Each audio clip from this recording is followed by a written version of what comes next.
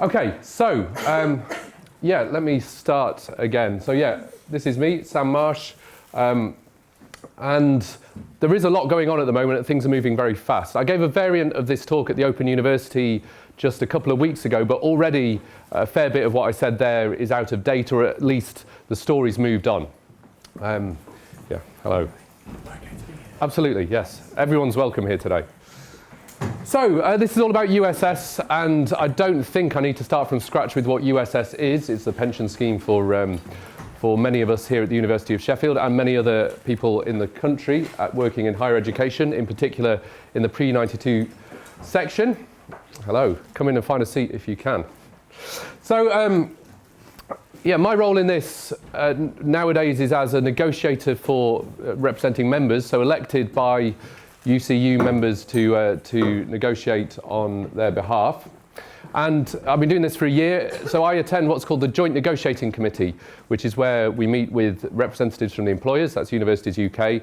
We also often have USS there to talk to as well, and we try and find a way forward for the scheme. Right, now, I will return to the dynamics of that group, that committee later on, but let me just give you a history of what's gone on in USS going back 10 years or so. So right from the inception of the scheme in 1974 until 2011, the scheme had a long, stable patch where it was based on, it was a defined benefit scheme based on your final salary. Members paid in, I think it was 6.35% of their salaries, and employers put in a chunk as well. And what happened was, when you retired, you got a pension based on how many years you'd served in the scheme, and as a proportion of your final salary. So if you worked for 40 years, you ended up with about half of your final salary, and so on. So that was all good. Of course, in 2008, there was a financial crash, and that did hurt the fund temporarily. There was a crash in the value of the fund's assets. In fact, it recovered very quickly over the next year or two. It did leave a mark in some sense, but anyway, it certainly changed the mindset of a lot of people to do with pensions. Now, in 2011, there was a valuation, and at this valuation, it was deemed that the final salary section was too expensive to continue, and that something needed to change. So in fact, what happened was, instead of closing the final salary section for all, those who were already in it were allowed to continue in it. Those who weren't yet working in a USS institution would be put into a career average scheme instead when they joined. A career average scheme is one that's similar in nature, but where your benefits at the end are based on your average salary rather than your final salary. So it's often seen as an inferior scheme, although the precise details of how this works vary. So it's not a million miles away. At least you get a guaranteed benefit. But of course, this split the staff base into two groups, those with the final salary pension, those with the career average pension. And many in UCU at the time were saying, well, this isn't going to be the end of the story. By the time you've divided people like that, something's going to give. And in fact, 3 years later, something did give. A new valuation showed continuing problems, according to those who wrote the valuation. And the final salary section closed completely at this point. Not only that, but when everyone was put into this career average section, there was a cap put on it. So if you were earning less than £55,000, you got benefits based on your your average salary in your career. If you earned over £55,000, the bit of your salary above £55,000 got put into what we call a defined contribution pot. So you ended up with what we call a hybrid scheme if you were earning over £55,000. This was supposed to solve the problems in the scheme, but of course you know what happened next. 2017, there was a valuation that showed continuing problems in the scheme, and employers tried to close the defined benefit scheme entirely, which of course led to a major industrial dispute. Now that dispute ended last April when members agreed to set up a joint expert panel to look into the valuation and report on what was going on. This was if you like, a compromise position to say, okay, we will put our trust in an independent panel of experts, and whatever they report, we'll take it from there. Okay. Now, I will come back to this point in a minute, but so obviously it's not the end of the story. We've had a report from the Joint Expert Panel, which I'll talk about in a minute.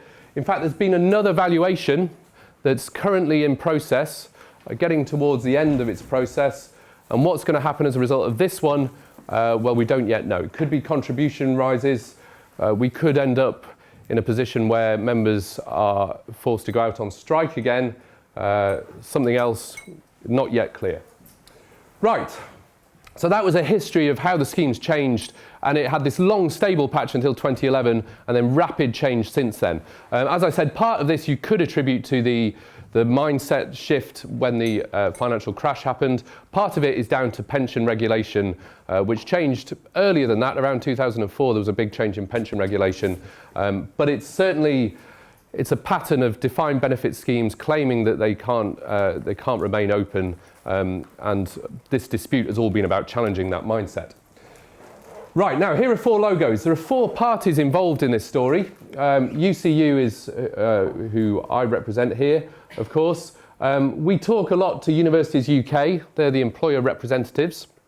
USS, this is the entity that runs the pension scheme. So there's a big company, employs about 400 people, has a chief executive paid over £600,000.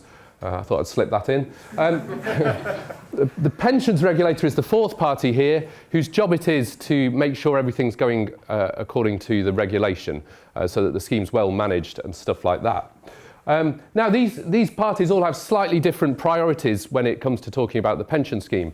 UCU, obviously, we care about our benefits and about a scheme for the future, remaining open and providing us with decent retirement incomes. Pensions regulators mainly motivated by trying to protect what's called the Pension Protection Fund, which is the sort of lifeboat. If a scheme fails, it goes into this Pension Protection Fund, which is essentially underwritten by the government.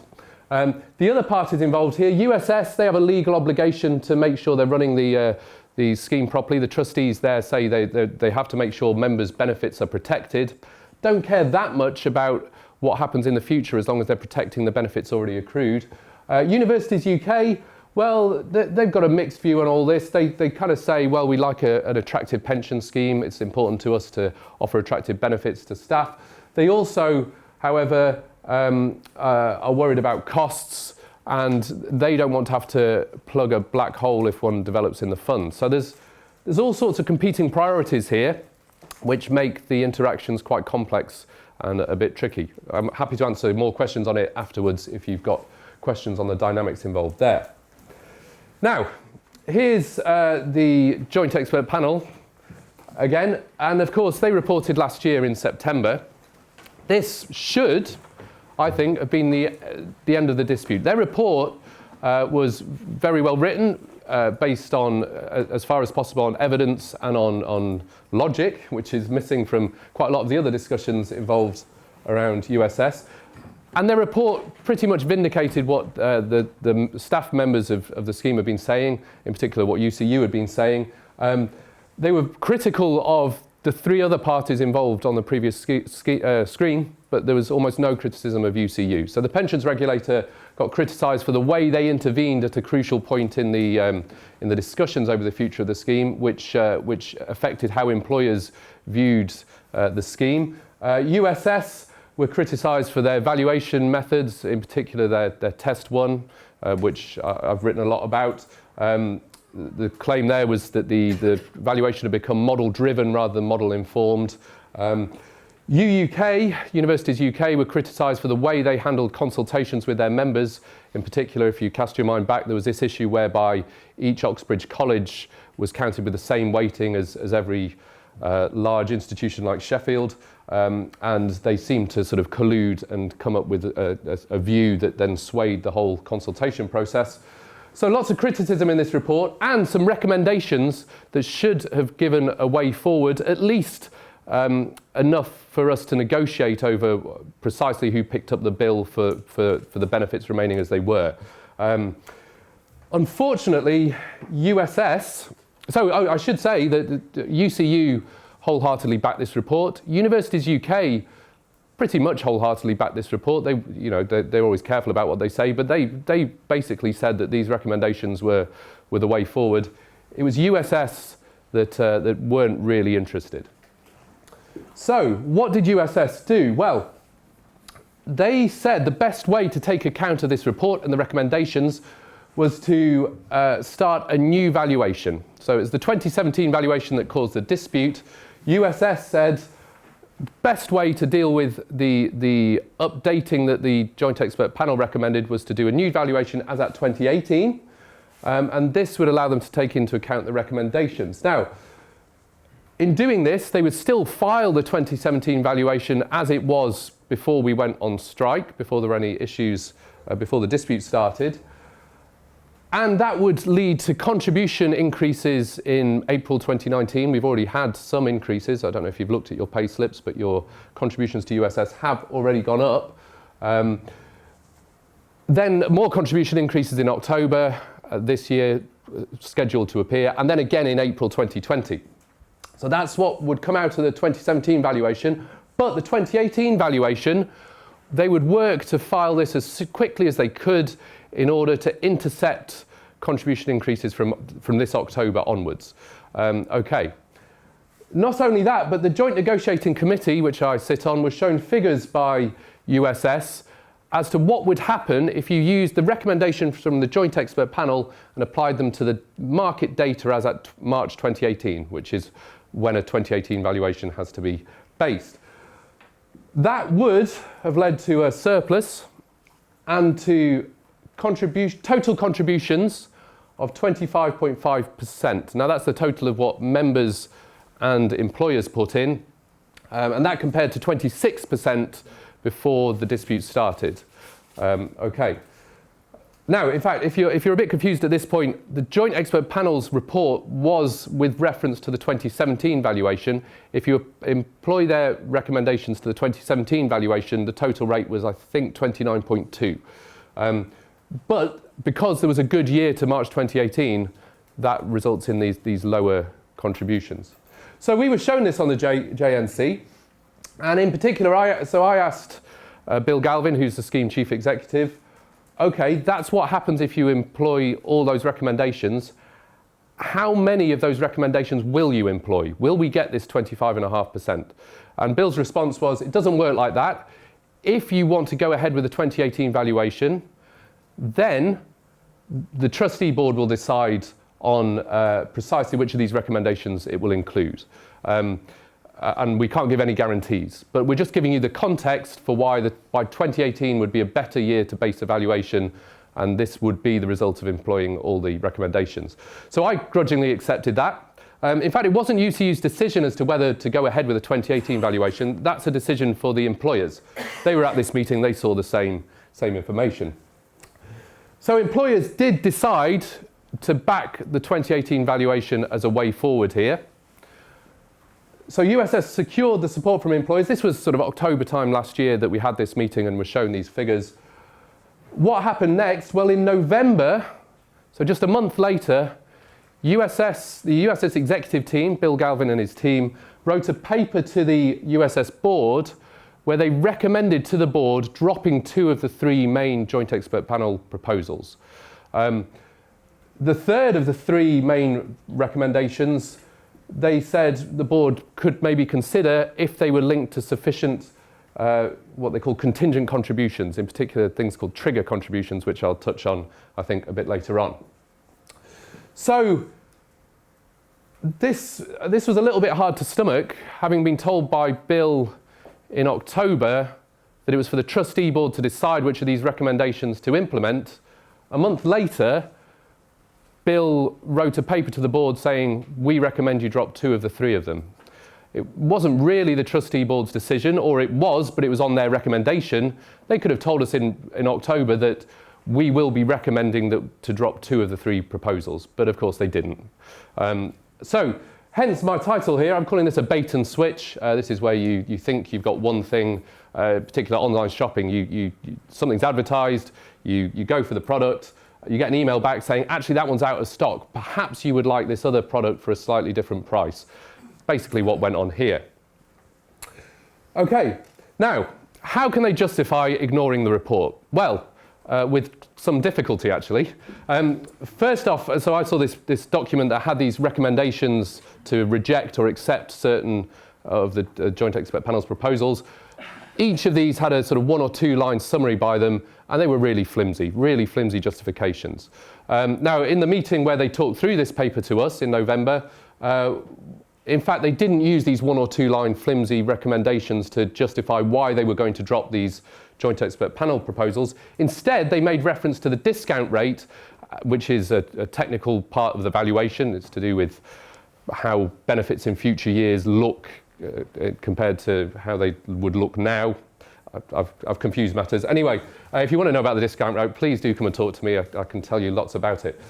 But it's one of the key parts of a valuation. The discount rate has one of the most impacts on the overall outcome for the valuation.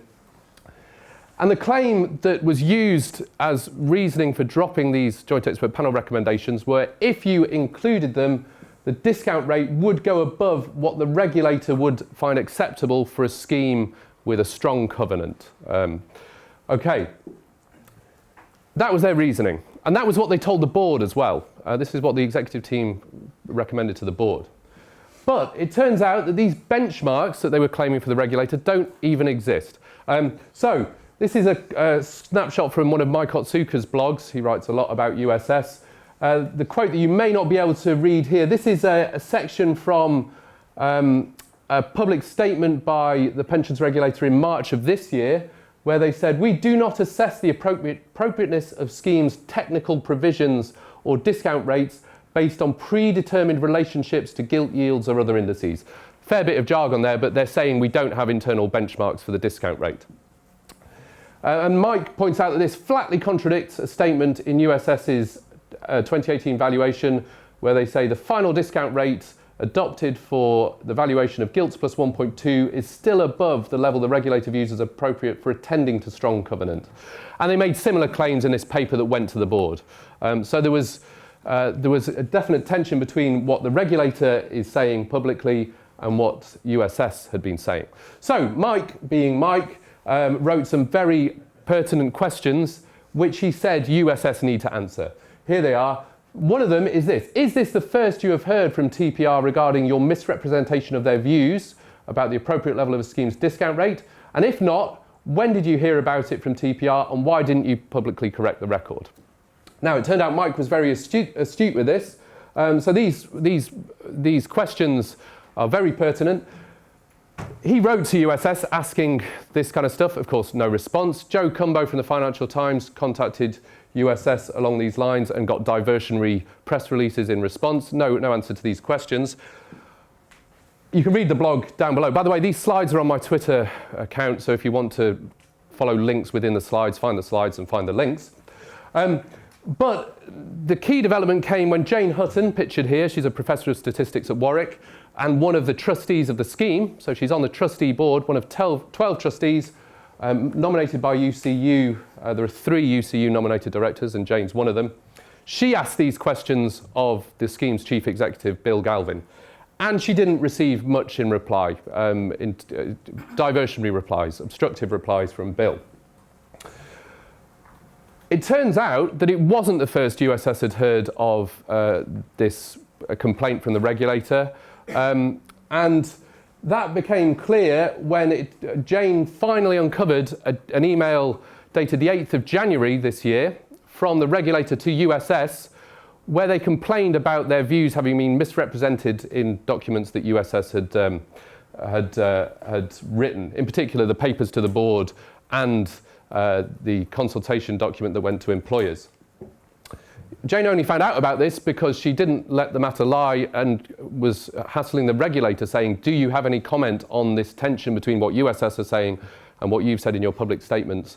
And eventually they said, see the email that we wrote to Jeff Rowney, copied to Bill Galvin and David Eastwood on the 8th of January, at which point Jane got hold of the email.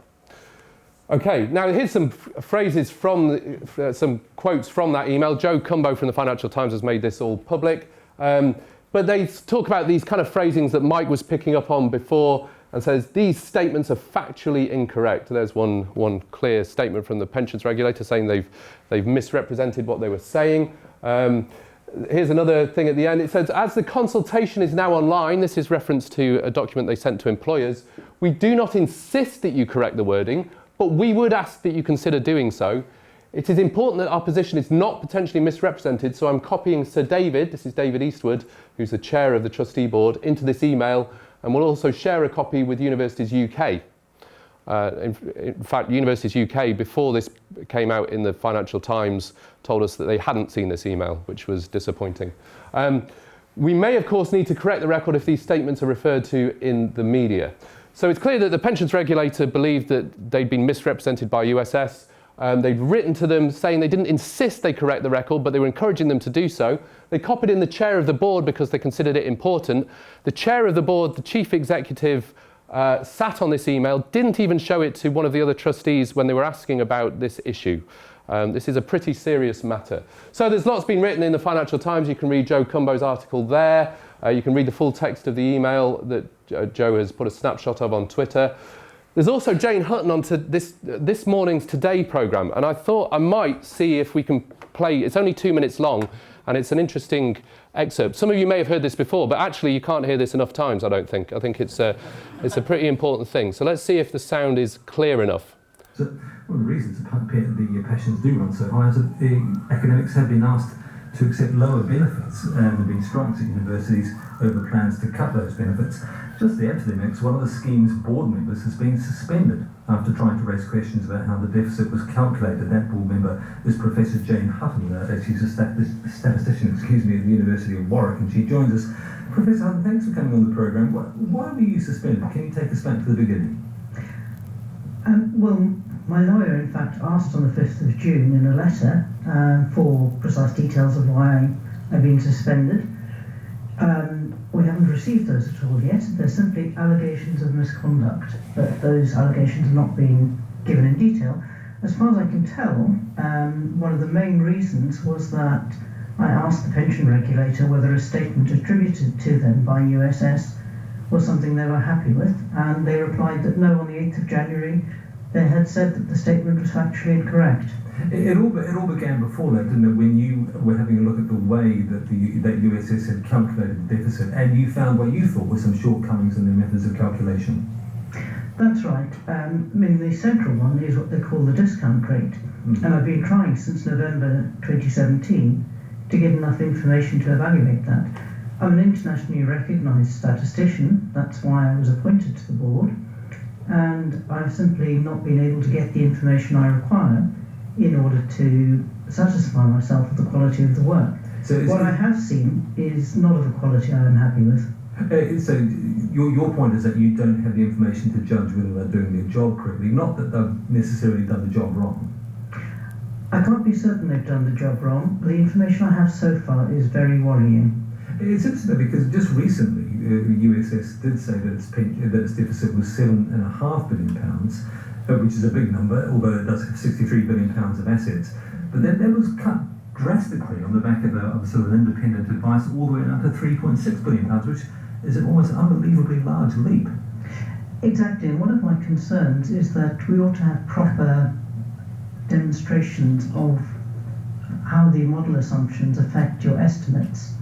And the joint expert panel to which you referred did point out a couple of areas where there are serious questions, and I've tried to follow that up, but I haven't had adequate answers. Have you taken this up with any Right, of the other... I'll pause it there. There's another sort of minute or so of that, talking about whether the regulator's been interested in what she said, and the FCA and people like that, and then some questions about Trinity. So do listen to the rest of it. But this is important stuff. There's a trustee, one of the directors of the scheme, being denied access to information to allow her to do her job properly. Now, I'm used to being denied information by USS. I've spent years trying to get numbers out of them. They obstruct. It seems they do the same for the trustees of the scheme. So huge problems here, which at the moment USS are trying to shrug off, and they've suspended the trustee that's been asking these questions. So big problems, disappointing response from Universities UK, who have made statements along the lines of having full confidence that the trustee board is complying with its fiduciary responsibilities and things like that. They really are trying to pretend this isn't happening, which is appalling, if you ask me. So what is the current situation? I'm nearly done and then we can have some questions. USS, on the basis of their 2018 valuation, which they are totally averse to scrutiny over, say the correct rate is 33.7%. So that's compared to the 26% we were paying before this dispute started. That splits as 10.7% for employees and 23% for employers. Okay, that's a big rise. I mean, we're talking hundreds of pounds a year. For some of you, it could even get close to £1,000 a year extra. Now, they are saying there are further options that could be used here. So this is basically the outcome from the valuation, but they're saying here are a couple of other things you could consider. One is you could consider a lower initial rate of 29.7, but this comes with what they're calling trigger contributions. That means that they will be monitoring the financial markets, and if the gilt rate drops low enough, they will just click their fingers and contributions will increase by 2%. If it stays that low in another 6 months or a year, click the fingers and another 2%. So the contributions could rise as high as 35.7% under this option. This is a kind of gambler's version. Do you want to gamble that it'll stay low or go high? In fact, the probability of one of these triggers occurring, according to USS, is at least 60% or something. So this isn't a low probability. So it is not 29.7% most likely, but in very adverse situations it goes up. This is expect triggers if they went with this one. Employers haven't been at all interested by this option, and for obvious reasons. The one that's getting the attention is called option 3. It's the third option. This involves two years at 30.7%, which employers have sat up and looked at and said, ooh, that looks interesting. But after that, 34.7%. Now, the reason why some employers are saying, okay, no problem, we can live with 30.7%, is because they're saying after this 2 years, there will have been a valuation which may stop this from happening. So there's another gamble involved here. What's the 2020 valuation going to show? Well, based on previous experience, USS are not changing their valuation methods. The joint expert panel told them how they should adapt their valuation. They brushed it off. Now, the joint expert panel is writing a second report, which will be published this autumn. Now, this is a more in-depth report than their first one. They're touching on governance, and they should have a field day there. They're also touching on the valuation again. In fact, there's supposed to be a more thorough report on the valuation. Now, some may say, oh, well, fine. And this is what the UUK are saying. We've got a thorough report to come. Let's go with this option 3. And then let's make sure they really pay attention to this report this time, which you know, if you were trusting people, may not be the end of the world, and we could talk about who's paying for this 30.7%.